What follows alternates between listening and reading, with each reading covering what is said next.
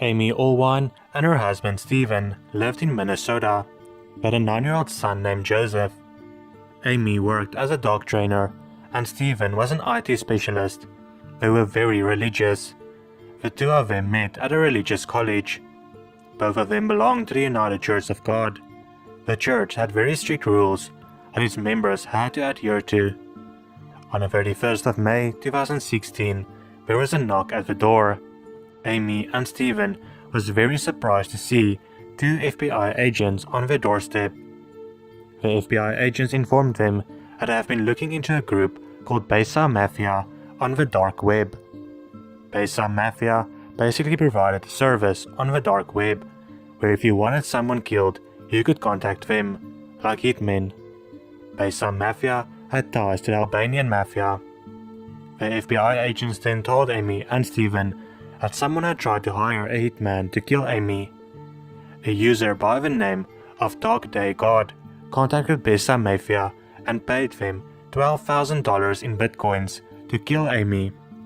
Dog Day God also provided information that Amy will be away in March for a dog show and that they should do it then. Besa Mafia agreed and said they'll do it.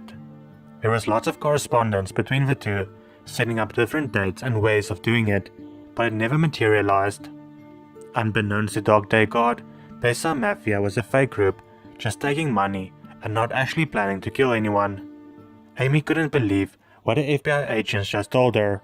She was a well-liked person in the community, with no enemies as far as she knew. Amy was then asked to make a list of all her closest friends and family who would have known when she left for the dog show.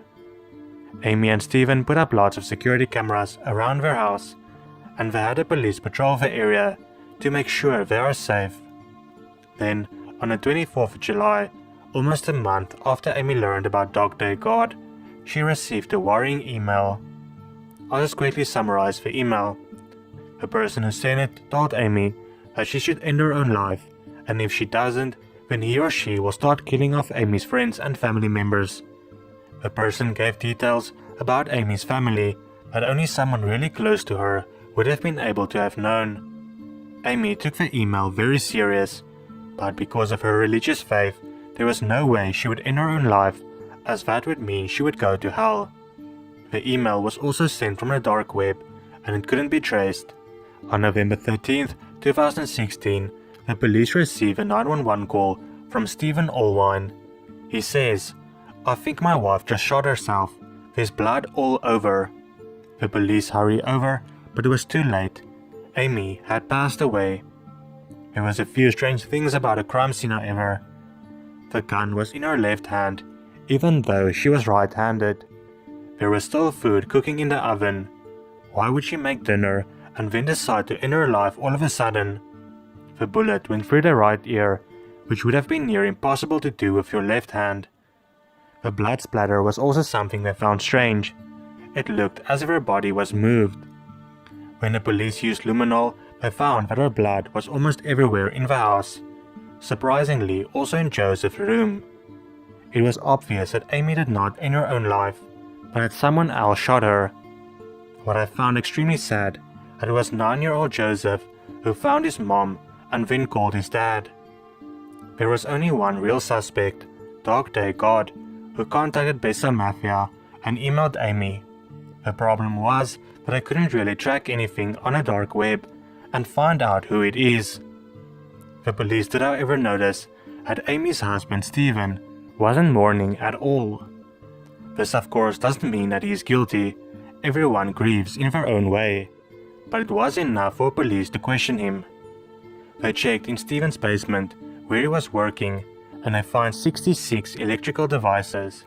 He is an IT specialist, but I still think 66 is a lot. They took some of his devices for the investigation. They learned that Stephen was actually cheating on Amy. This could have been a possible motive. He was cheating on Amy with a couple of women, and it was clear that he no longer wanted to be married to Amy. But remember, due to his faith, divorce was not an option.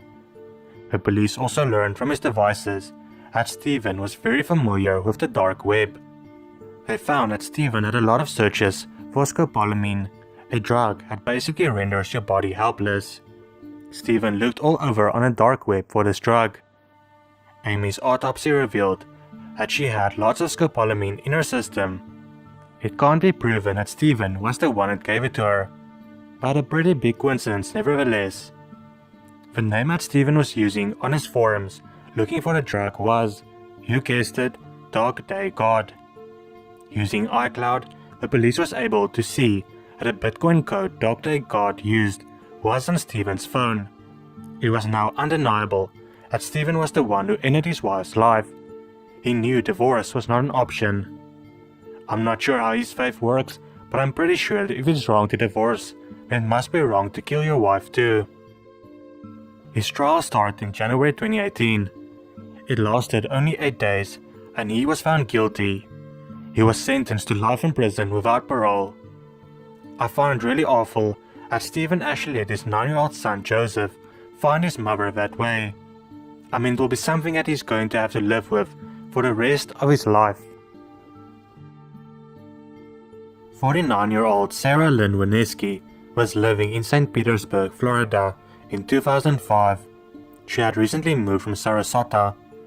Sarah had 4 children and 4 grandchildren, but had no contact with them at the time. Things weren't good for her, and she became homeless. On the 22nd of May 2005, a St. Petersburg woman called police at 11 p.m. because she heard a woman screaming. The next day, a woman's body was found underneath a deck of a McDonald's. It was the body of Sarah Lynn Wineski, and her family was informed. DNA samples were taken at the time, but the technology simply wasn't there to match it to someone. In 2013, they were finally able to match it to someone, 31-year-old Raymond Samuels. Raymond was already serving a prison sentence in Ohio since 2006 for attempted murder and kidnapping. His DNA was not only on the crime scene, but also on the belt that was used to strangle Sarah. Sarah's daughter, Candace Cheeseman, had this to say: "She was not living a life to be proud of at the time of her death. As a family, we are not in denial about where she was in life, but it is important to us that people know that her life was not a waste and not something anyone had the right to take from her. She was not always homeless and alone. We have wonderful memories of her, and her murderer stole to hope that we all carried in our hearts that we would have the chance to make more memories with her someday." Raina Risen was born on May 6, 1976 in Indiana. Her parents were Ben and Karen Risen. She had an older sister, Laurie, and a younger sister, Wendy. In 1993, 16-year-old Raina was a sophomore. She did really well in school and received good grades. She also worked 3 jobs, one of them being a job at a local animal hospital where she cleaned kennels and walked dogs. Her dream was to become a veterinarian. On March 26, 1993, Raina and her boyfriend, Matt Alser, had a date planned. The couple broke up a few months earlier, but they were trying again. Matt went to the animal hospital at 6 p.m. to pick Raina up. He noticed that all of the lights in the building were off, and it seemed empty. He drove past a couple of times, but no signs of Raina. Matt soon became worried and drove to Raina's house. Raina's father, Ben, opened the door. Matt asked Ben if Raina was home, but Ben informed him that she wasn't. Raina's parents, her younger sister Wendy, and Matt all waited in the house for Raina to come home. By 10:30 p.m., Raina still didn't arrive home, and they went to the local police station to report her missing. They were told that they had to wait 24 hours before they would be able to file a missing persons report. Ben gave him a photo of Raina and asked them to be on the lookout either way, since it was so unlike Raina. The next morning, there was still no sign of her, and the family decided they could not wait any longer. Wendy started to call lots of people, asking if they didn't perhaps see Raina or know what has happened to her. She called Raina's older sister Laurie and Laurie's husband, Ray. The two of them both stated, however, that they haven't heard from Raina at all. The family also began searching around and put up lots of missing persons flyers. The police heard about this and started their own investigation. They made a public appeal asking for any information that leads to Reina's whereabouts. Immediately, this resulted in the police's first lead. Several witnesses came forward claiming they saw Reina talking with two men outside the animal hospital. It looked as if Reina was arguing with one of the men. Some of the people described the argument as a fight between two lovers. Because of this, police decided to question Reina's boyfriend, Matt Elser. Matt told them how he went to pick her up, but she wasn't there, and he then waited with her family for her to return. The next evening, Reina's car was found. It was located about 9 miles from the animal hospital. The hood of the car was up. This initially made police believe that her car broke down. One of the police officers got inside and the car started with no problems. They soon realized that the car was staged to look like it broke down. The police also found Reina's purse in the car. Why would Reina just leave it behind? In the glove box, they found a man's ring inside it. Believing it was Matt's ring, they questioned him again the next day. Matt told them it wasn't his ring, but he might know whose it is. He told them about Reina's ex-boyfriend, Jason Tibbs. Matt also said that he believes Jason still wanted Reina. With this new information, the detectives went to question Jason Tibbs. He told them how he and Reina dated in the 7th grade for 6 months before breaking up. Jason also admitted that the ring was his, but had a reason for it to be in the car. He claimed that he was doing some work on her car.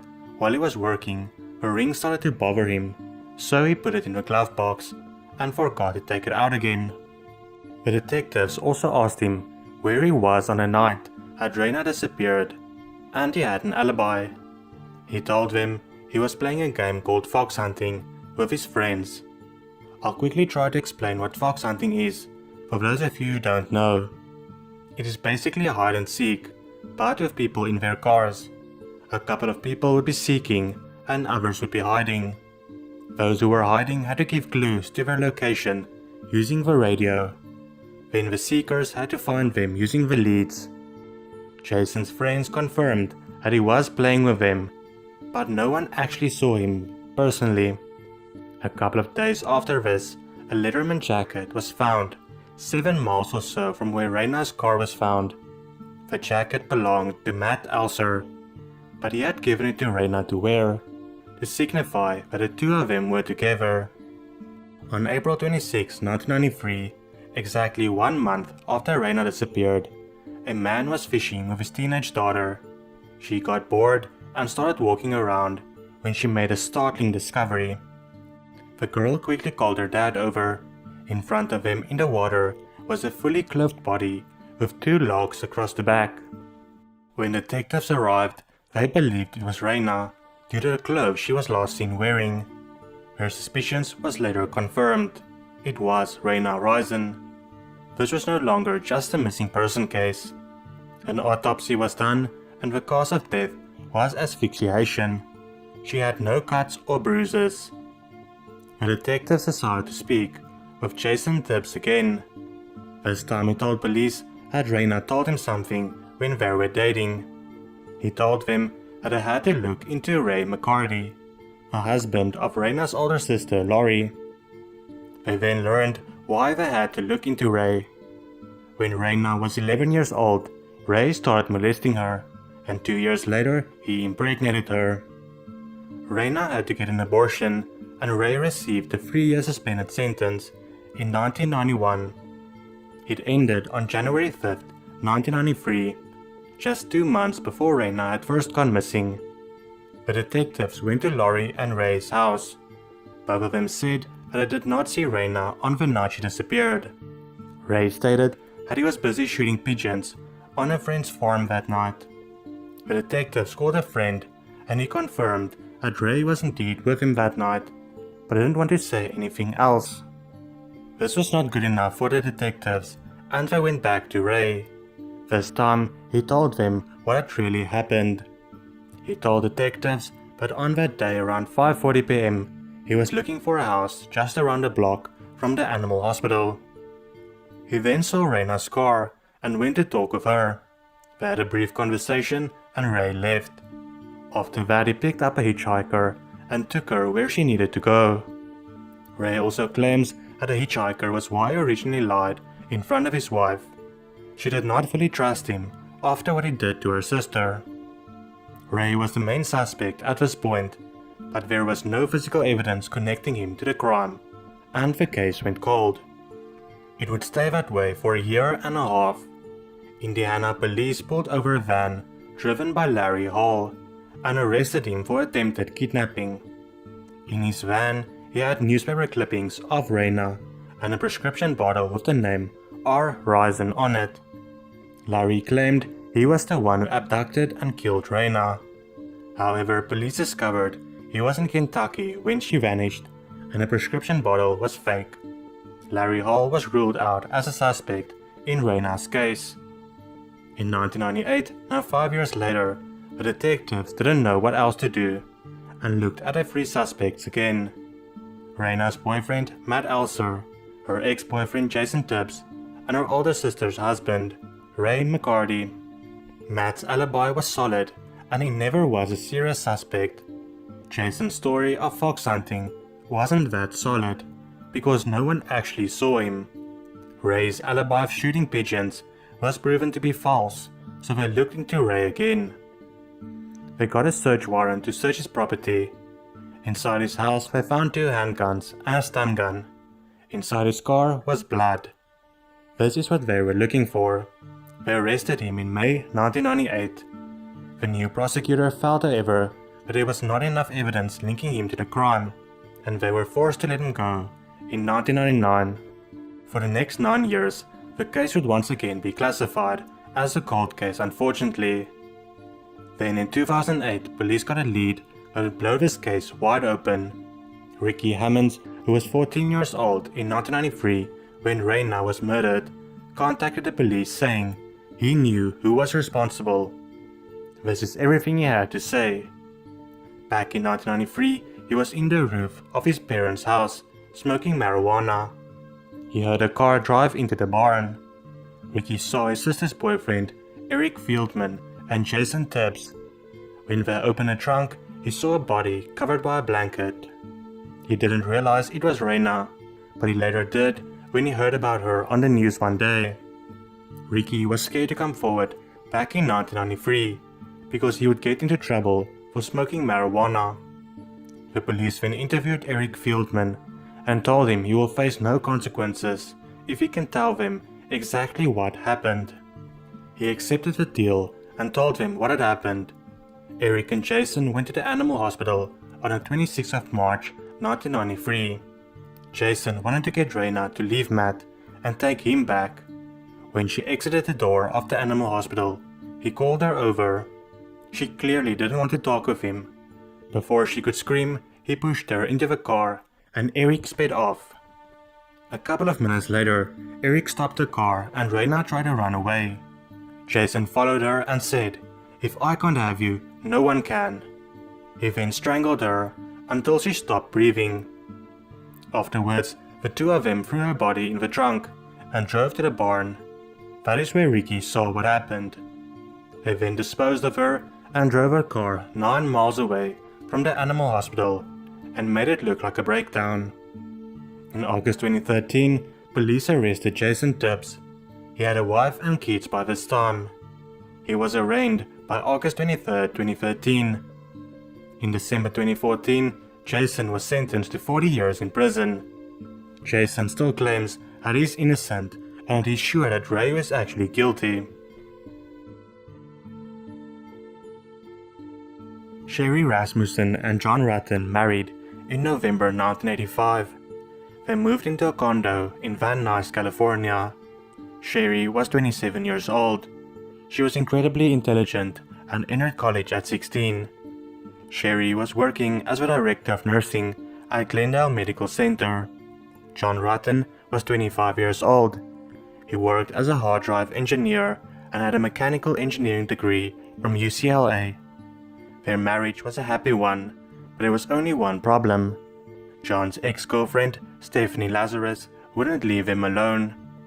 Stephanie and John briefly dated while in UCLA. Stephanie thought the two of them would get married, while John thought they were just fooling around. Stephanie became her LAPD officer. Even after Sherry and John got married, Stephanie would still frequently visit them at their condo and try and make Sherry feel uncomfortable. On the morning of February 24, 1986, John Rutten left their condo to go to work. Sherry didn't feel like going to work that day because she had to give a lecture, so she was still in bed when John left. When John arrived at his work, he called Sherry to hear if she decided to go to work or not. There was no answer, and he assumed she had went back to sleep. Later in the morning, he called again, and still no answer. He then called at her workplace, but no one has seen her. That evening, John returns home, and he immediately sensed something is wrong. He saw that the garage door was open, and the BMW he bought for Sherry was missing. He goes inside and finds his wife's body on the living room floor. She was shot 3 times. It seemed like there was a massive fight in the house, and Sherry also had a wound on her face, likely inflicted by a muzzle of a gun. On Sherry's arm there was a bite mark, which at least meant that it had DNA of a suspect. Immediately the detectives concluded that it was a burglar who was surprised by Sherry being home. There was a problem with his theory. The only thing taken was a BMW, and that was found 1 week later. If it was a robbery, why wouldn't the thieves actually take something? When Sherry's parents, Nels and Loretta, found out, they called the lead detective, Lyle Meyer. Nels told the detective that Sherry felt threatened by Stephanie Lazarus and that she should be looked into. Lyle Meyer made a note of it, but Stephanie Lazarus was never looked into at all. Due to the LAPD pretty much viewing this case as being solved, there was not much being done in the next couple of years. In 1993, when there was a new detective assigned to the case, Nels would try again to convince him that it wasn't just a botched robbery. Nels asked for the DNA to be tested and said he would pay for it, but the new detective refused. In 2004, there wasn't that many unsolved cases left in Van Nuys where Sherry lived, so cases like hers were looked at again. The DNA sample received from the bite mark on Sherry's arm was finally tested. They didn't find any matches, but they did notice that the DNA was female. Only in 2009 was this case looked at again. Jim Nuttall and Pete Barba was now assigned to the case. They saw that the DNA was female and made a list of all the possible women that had problems with Sherry. The only real name on their list was Stephanie Lazarus. By this time, she now had a very high rank inside the LAPD. They followed her for a couple of weeks. Finally, one day, they were able to retrieve some of her DNA from a cup that she had been drinking from. It was sent in for testing, and it matched the DNA found on a bite mark on Sherry's arm perfectly. They then interviewed Stephanie. She was trying to be smart, but she did let little bits of information slip. When she left, there were 2 police officers outside who arrested her. The trial began in 2012, and more information came out. The gun that was used was .38 caliber, and is the same gun that Stephanie had at the time. Stephanie also didn't come into work that day. In March 2012, 52-year-old Stephanie Lazarus was convicted of first-degree murder. She was sentenced to 27 years in prison. She will be eligible for parole in 2034.